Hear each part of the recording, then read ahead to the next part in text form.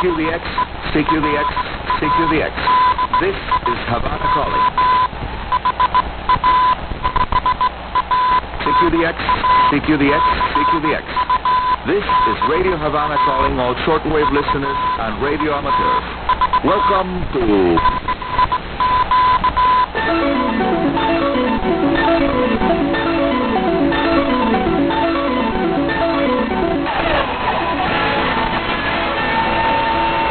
DXers Unlimited, Radio Havana's weekly feature dedicated to the fascinating world of radio communications. Hola amigos around the world, I am Ani Coro, Radio Amateur CO2DK, on the air from beautiful Havana, Cuba, soon to celebrate its 500th birthday, this will be next year. Here in La Havana, Cuban radio broadcasting was born on the 22nd day of August of 1922, when station 2LC, 2 Lima Charlie, went on the air using just 10 watts into a rooftop antenna located near the city center. Station 2LC later evolved into a new call sign COC that finally was given very famous COCO call sign. La Coco, the coconut station that was the first to use shortwave frequencies for broadcasting to the world from Cuba. The owner of 2LC was musician and patriot of our 1895 War of Independence, Luis Casa Romero, who was the band conductor during the first official broadcast from station PWX of the Cuban Telephone Company on the 10th of October of that same year, 1922. His son, later trained as an electrical engineer, was the person in charge of assembling the original 2LC improvised living room studio and transmitter when he was just 16 years old. Luisito, Little Luis, was the first radio station engineer in Cuba for that very solid reason. When I began to visit local radio stations way back in 1954 when I was just 12 years old, it was very nice to have had the opportunity to meet with Luis Casas Rodriguez, Luisito, as well as other founding fathers of radio broadcasting and telecommunications in Cuba. DXers Unlimited will be presenting here several anecdotes of the early days of radio here in Cuba, as narrated by the old-timers, and I'm sure that many of you will enjoy them a lot.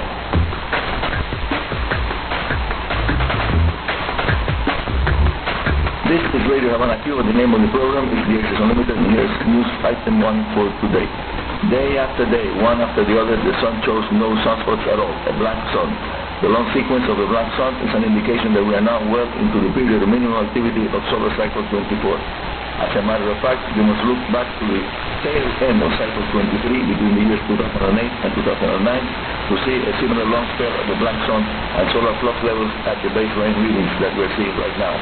According to heliophysicists, the scientists that study the sun, some new solar sunspots have been seen corresponding to cycle 26, something that indicates we are entering into the transition between the very weak cycle 24 and where there may be another possible week, the cycle 25, the next one. The July of 2008 solar activity report issued on the first day of August showed a smooth tempered number of 1.6.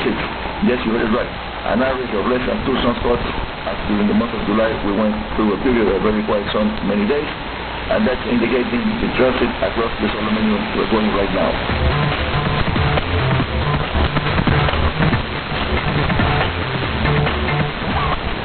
The second most popular section is Unlimited just after high frequency crossloop and DXers that we broadcast at the end of the show when available.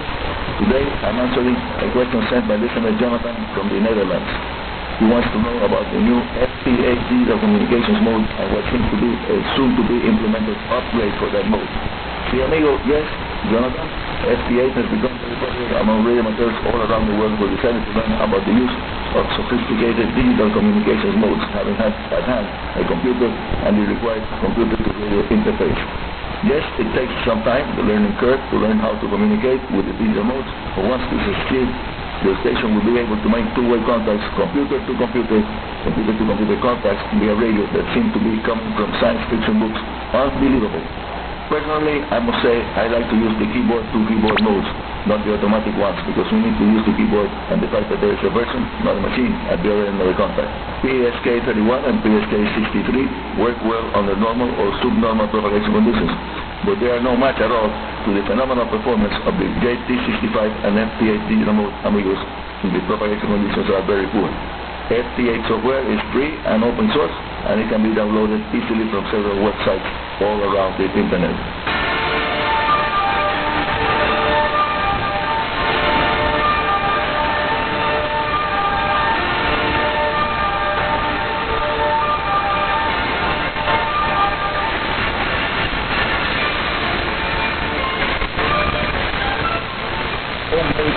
magnetic loop antennas made by using coaxial cables are excellent for receiving and low power transmitting applications. High quality, high density coaxial cables have higher losses than pure copper tubing, of course, but I have found out in actual practice that a 1.5 meter diameter magnetic loop will give RD213 coaxial cable tuned with a home loop 250 picofarads variable capacitor works very well on 20 meters, excellent antenna for 20 meters, and also reasonably well on 30 meters. It can be used also on 40 meters, but on that band, the antenna is about 6 to 7 dB down from a half-wave dipole antenna performance. So, if I treat that loop on 40 meters with a 10 watts carrier power signal, it will work like if I was treating the half-wave dipole with 2.5 watts. Something verified many times in actual practice at my home station CO2KK, where the home-built magnetic loop is located at the front Suntec facing west. I tune the antenna to the QRP calling frequency for minimum standing wave ratio, 14060, and just operate on that frequency, plus or minus 5 kHz, without any problems at all. When I want to move up 10 kHz to 14070, that is the parking spot for PSK 31 beta mode users, the airspace variable capacitor needs to be set to a smaller capacitor value, something that can be done very easily. Again, checking with the station's standing wave ratio meter. One of my long-time projects is to build a 1-inch diameter copper tubing magnetic loop of that same 1.5 meters diameter and place both antennas at opposite ends of the Suntec to check what's the real difference in actual practice between the magnetic loop built using the out-of-rate of the RD213 coaxial cable and the one built using the 1-inch or 25 millimeters diameter copper tubing. Both antennas will be tuned with identical home-built butterfly-type airspace capacitors that are beautiful. Probably, before the summer is over, the two antennas will be ready to make the best possible use of what I expect to be slightly better propagation conditions, expected to start by the first week of September. Let's see if it happens, hopefully. And of course, that as soon as results are available, I will make them known here at DXers Unlimited for all of you to know.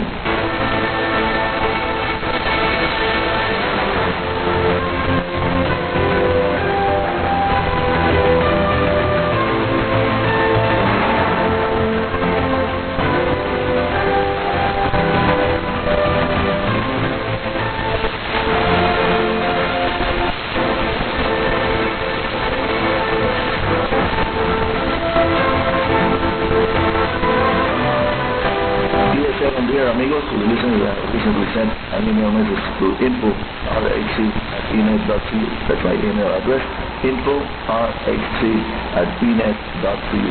And yes, amigos, that email address is working okay, so you can send any reports, comments, and your radio related questions to info@enet.cu.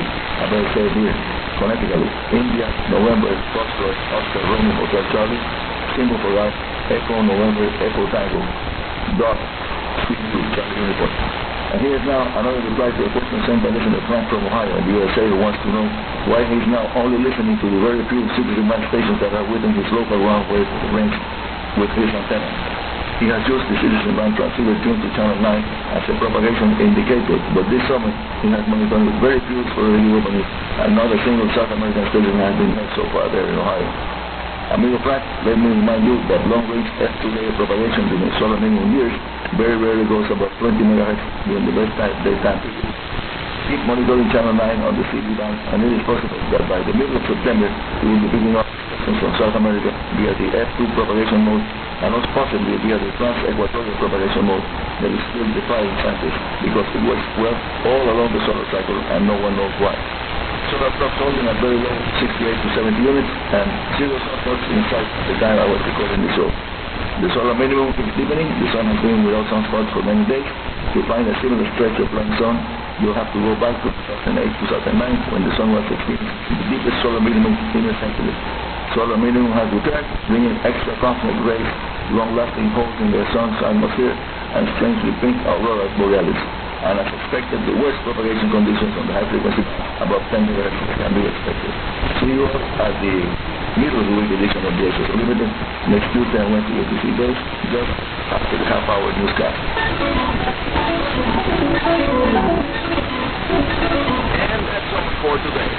This is Icom, Radio Amateur CO2KK, your host here at Radio Havana DXers Unlimited, saying 73 and very good DX.